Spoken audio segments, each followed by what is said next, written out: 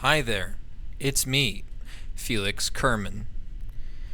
So, if anyone out there likes the idea of a large fuel depot being shot up into space for no reason other than I didn't want to do it 5 times, so I built something to do it once, then you've come to the right video. This is 9 hours into a KSP binge. Just a short one, of course. I know, 9 hours. That's not very long. But here we go. This thing is meant for a space station contract, actually. One that, I mean, it requires 4,000 units of liquid fuel. Now, I don't have any modules unlocked that, have the enormous amount of liquid fuel in them. So it's liquid fuel and oxidizer or nothing at all. That's what this is.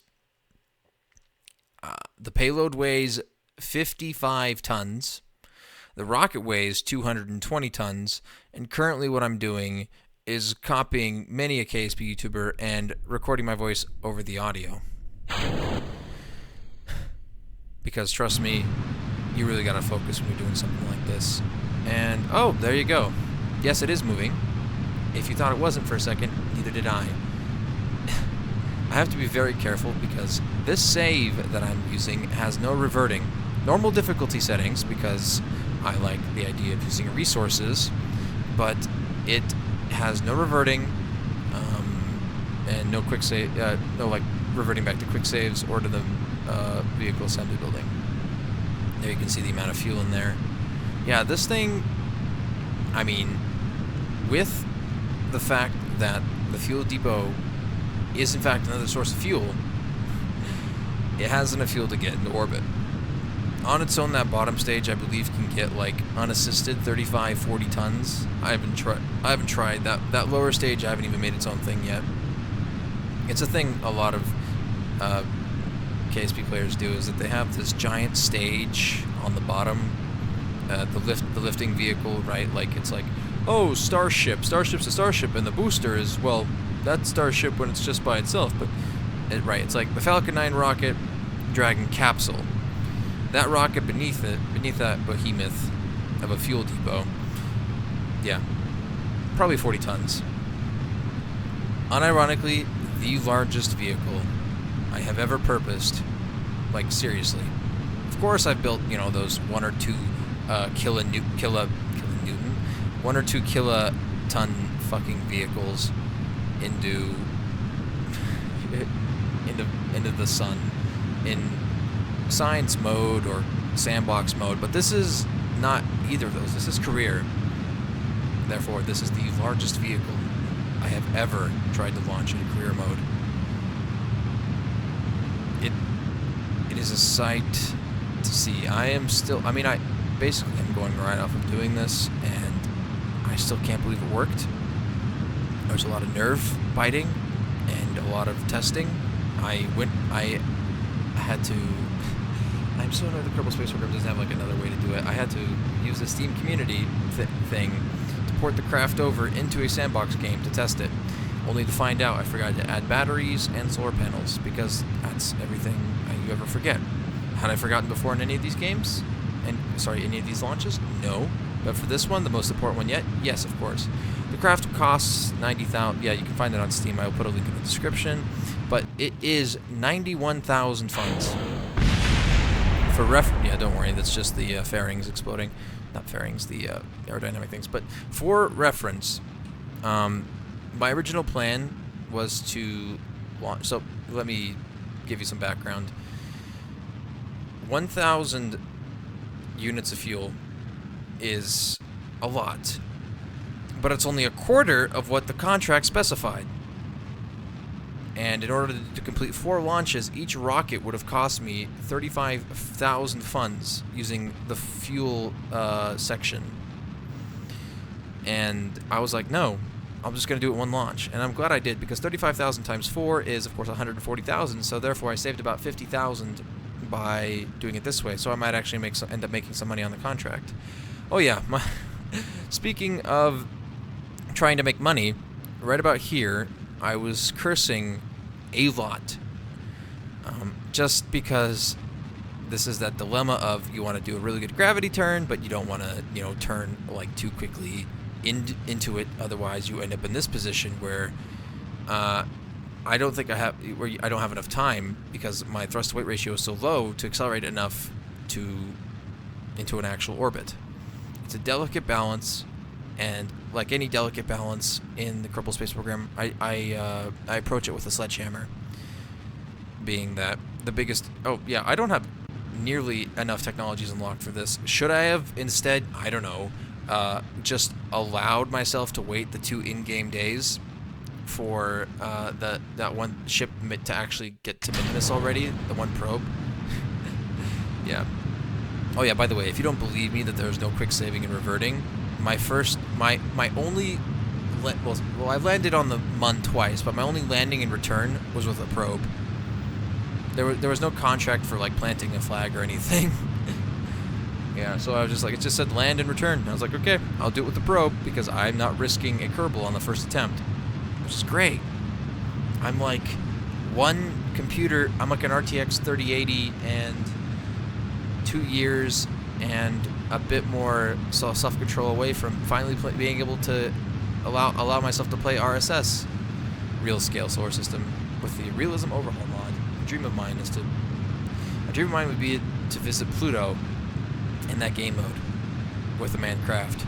So this is the name of this save file. Actually, is manned return from, I guess Kerbal return from Elu, but manned return from Elu, right? Because that's the goal. I've never been anywhere but Duna. I've made it to Duna. Didn't say I made it back, but I made it to Duna with a manned vehicle. Legitimately. Was never able to return anybody though, so I guess I'll have to figure that out first.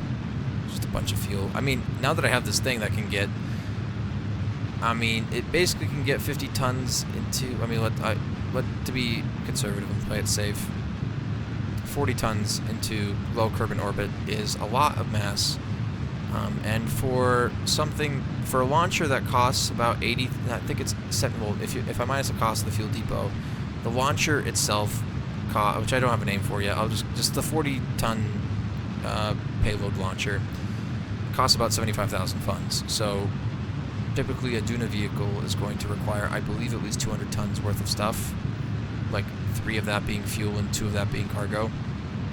I could see it. I'm not like I don't know what that vessel would look like yet, but probably, yeah, 4 of those. So 300,000 is actually relatively cheap for a Duna mission. So, or I said 200. So 375,000. Okay, that makes more sense. But that's just for the launchers. Then incorporate all the technology. By then I'll probably have more capable solar panels, and just more expensive engines. It'll be closer to 500,000 to 600,000. So I better get a huge return on that contract, or just get a bunch of contracts in line, so that like there's one for like planting a flag and all that stuff. Like that's how you make bank in this game, is you wait until the contract tells you to do it.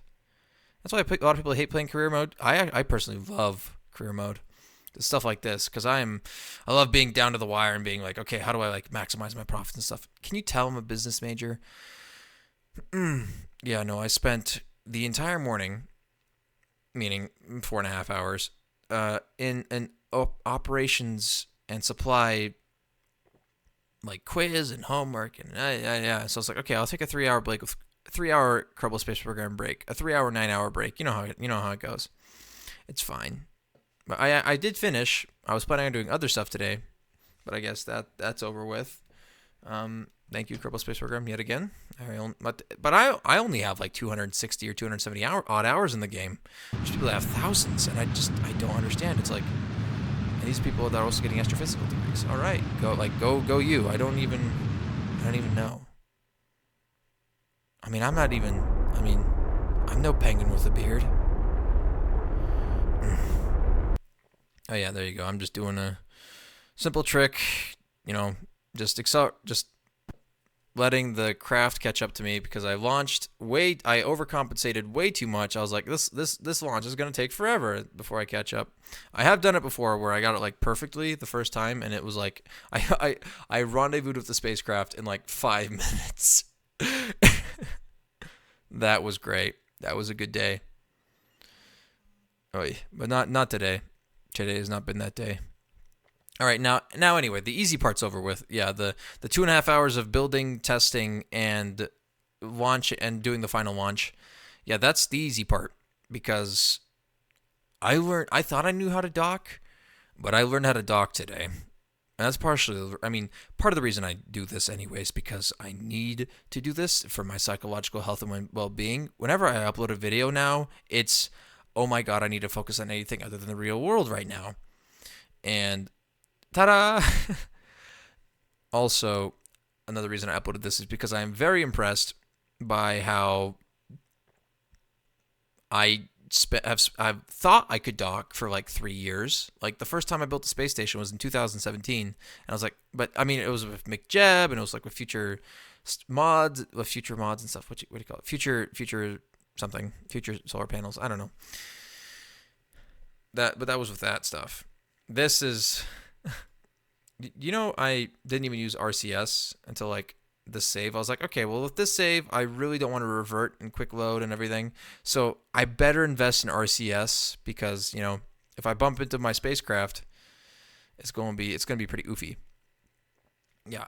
I have actually not this early in the game. This is only 11 days into a save, but like 25 days into a save, when the second time the space station contract comes around, I accept it, and then by then I could just do it in like 2 launches. But then the docking process will take forever because I don't have any RCS. Because I'm like, look at all that fuel savings because I don't have RCS. It's so great.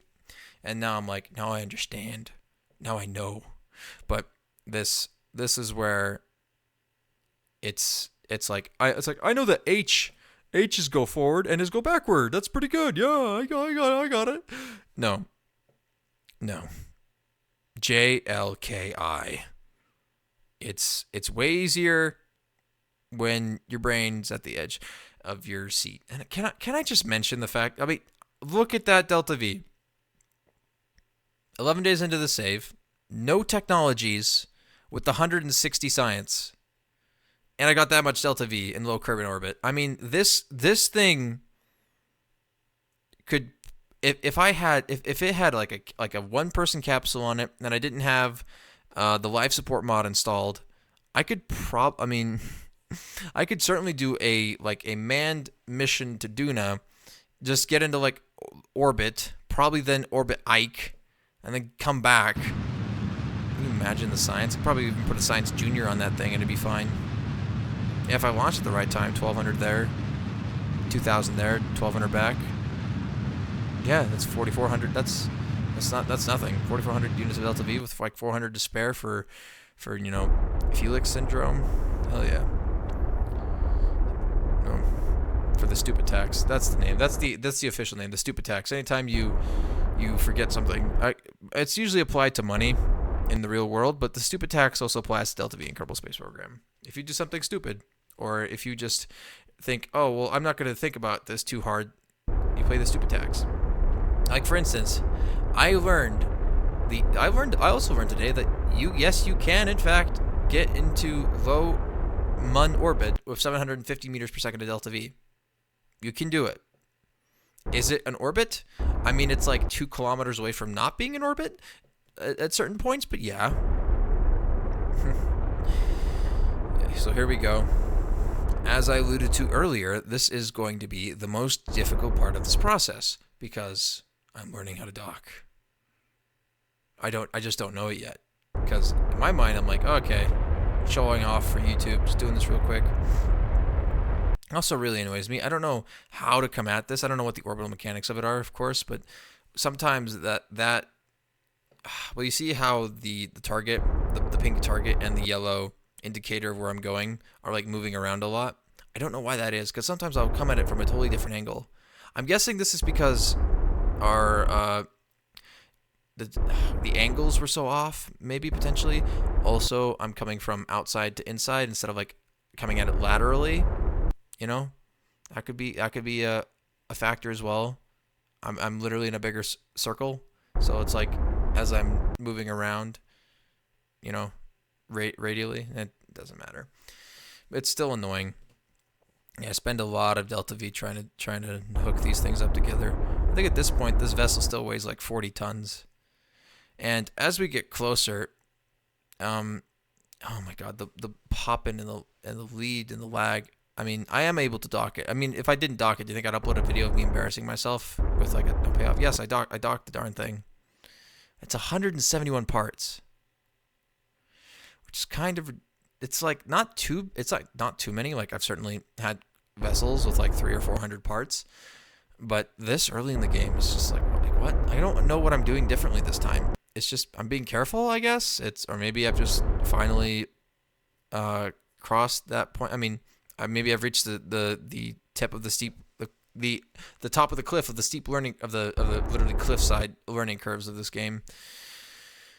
Maybe I've just reached it for docking in early game. Dude, early game is so fun. I hate it when I hear other YouTubers be like, well, I'm not a YouTuber. I hate it when I hear actual YouTubers be like, you know, some people with real jobs, actual YouTubers. Fuck you, TV host. But I love it when they're like, well, sorry, I hate it. I love the fact that I can call them, you know, real job people. I don't know. Oh God, it begins. But I hate it when they're like, oh, I just don't enjoy career mode. It's just all the tasks are tedious and stuff. And you know what? It's not that I hate that they hate that. It's because hate isn't. I am disappointed. Oh. Sorry, this was. I don't know if you saw there. Of course you did. What I'm talking about. You're watching the video.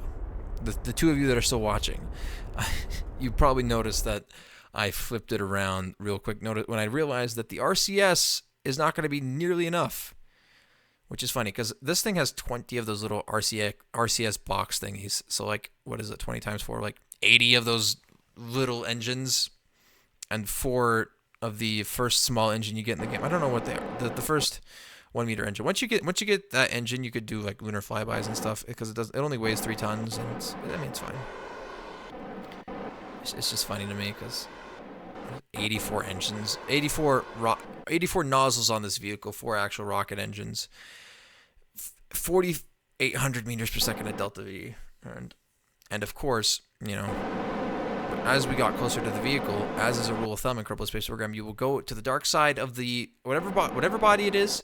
You will always come around to the dark side right as you're getting ready to dock. Oh man, I don't know if I can watch this next part because from here on out, the next 10 minutes is just me panicking, trying to get this to fit together. Look, man, this is my channel. I don't have to, and OBS doesn't. I mean, at least the version I have doesn't really work well with speeding up video. So, oh Lord, you can do it. You can do it. And I don't know what it was, but I hope it's better next time. But while the station is still this small, so as you could probably tell now, this fuel depot is basically going to it's at least going to triple. I believe it actually quadruples the mass of the station as it is currently. Because I think that the total mass of that station is about 7 tons. So quintuples. This fuel depot is going to quintuple the mass of the space station. But currently it's just so another thing that the contract stipulates is that I need 10. I need space for 10 Kerbals. So that right there is only space for 6. You might notice. So yes, I will want.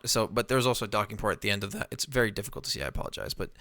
There's another docking port at the end of where that you see that little bump, the little fat and rocket engine and stuff right there. It's actually attached to another docking port. So eventually there will be. I've segmented it basically. So the station is that thing that looks like a T, like a cross.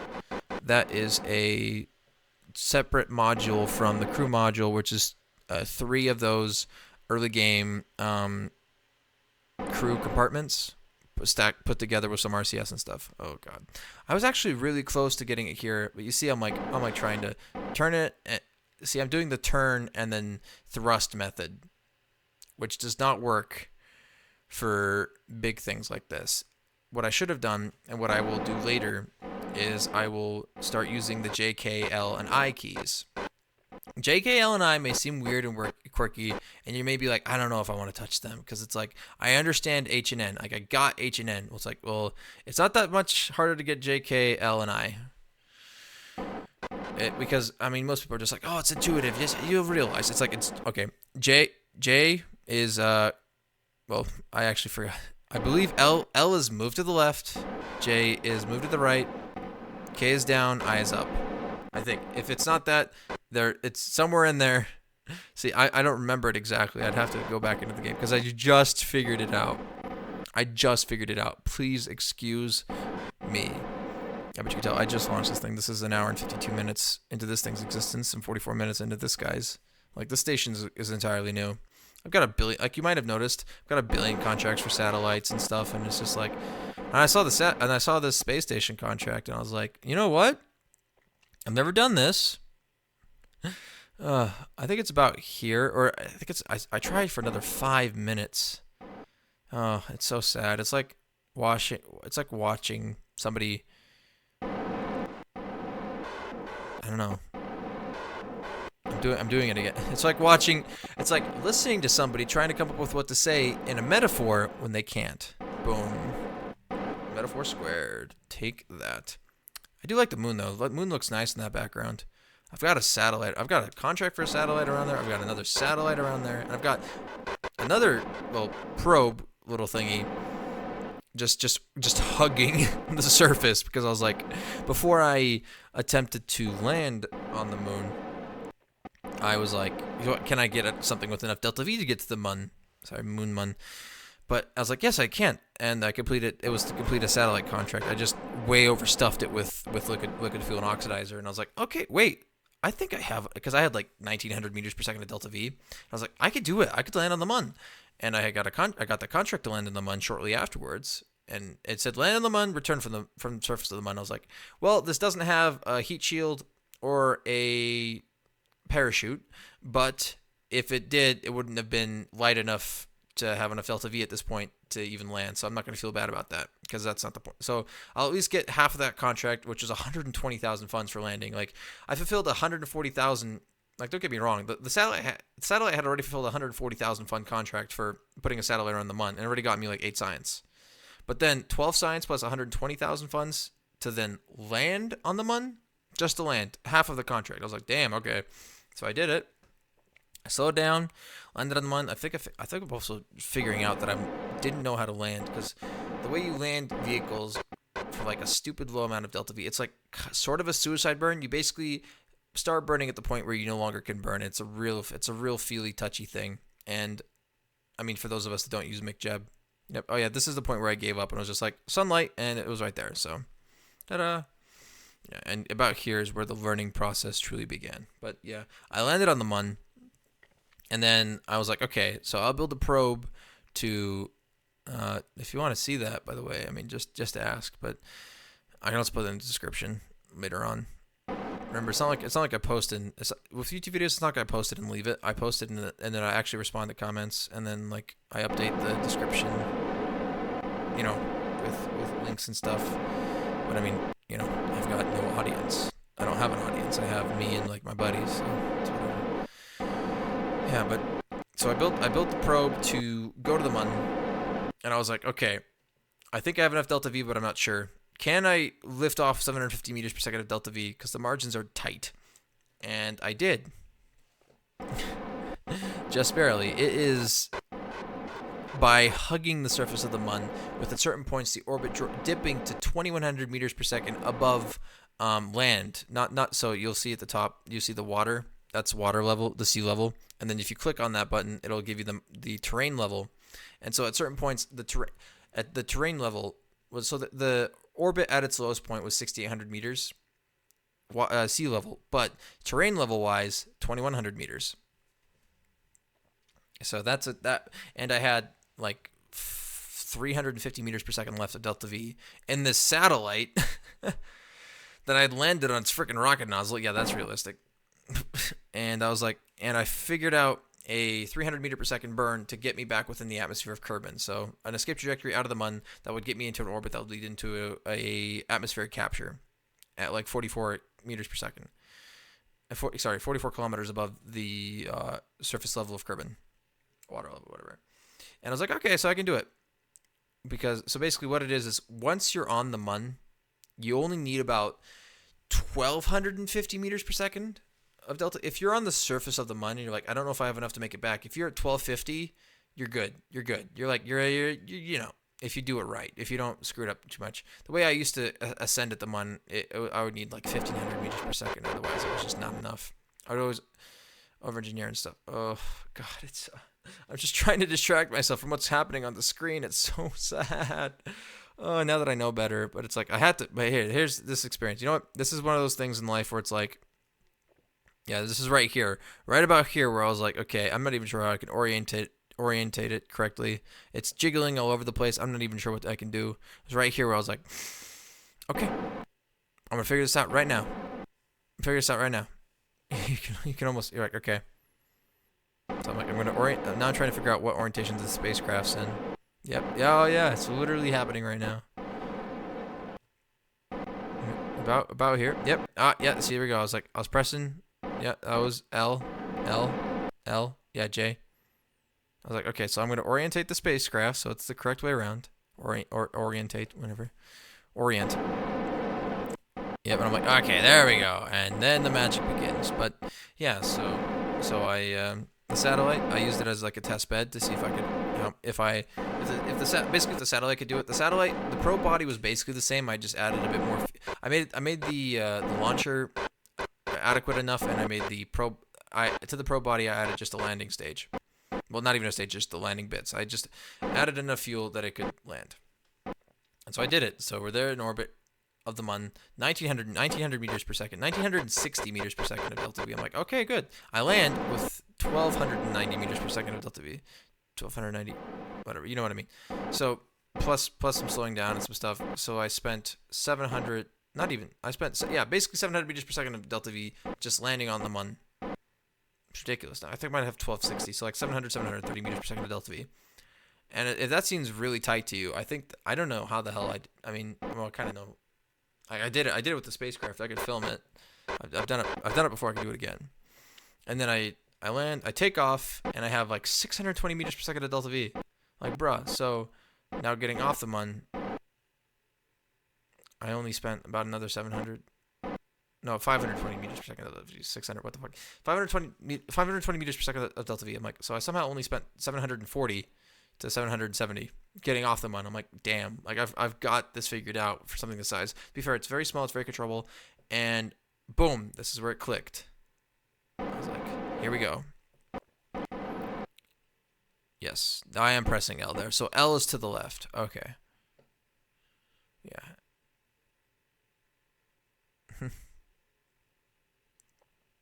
There we go. And yeah.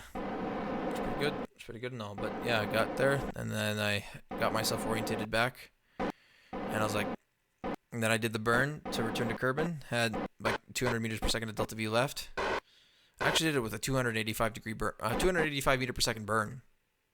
Yeah, so that was super efficient and stuff, and then I spent like 10 or 20 meters per second correcting it, and I was like, oh no, don't you dare, and there we go. Boom. So now it's much easier to see. Now I am gonna fidget around with trying to transfer the fuel for forever. It's a heavy freaking vehicle. There's gonna be so many RCS things on this thing. I'm trying to think. That's like, what is that? That's 24. That's 44 RCS blocks, or 176 freaking RCS nozzles. Once I get rid of that engine, there's gonna be 180 engines technically, 180 nozzles. Yeah, but currently it's not so much a space station as it is like an empty crew compartment with like a weird stage in the middle for like it's currently it's electrical storage, but yeah. But you see, I built so many ports for that little thing because I was like, okay, I'm gonna need a lot of space, like modular compartments for like fuel and stuff, and oh my god, it's gonna take forever. And yeah, and no, I was like, nope. Then I was like, wait, I could not be sadistic, or is it masochistic? I keep forgetting the difference between those two. Like I know one is enjoying torture of others. One is enjoying torture of yourself. One is enjoying torture of others. Yeah, one is BDSM. One's others. Same thing. Whatever. Both are BDSM. It don't matter. Ask your mom. Yeah. And there you go. Field transferred, and yeah, that was that first land. That first lander was the first one to become.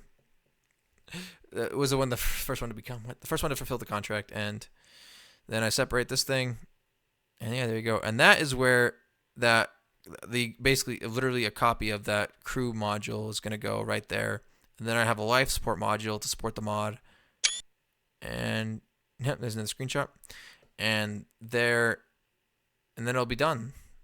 I can film the end, I guess, if anybody wants to see that. I think it's like a $500,000 contract. Anyway, this has been Felix Tuchinsky. See you next time.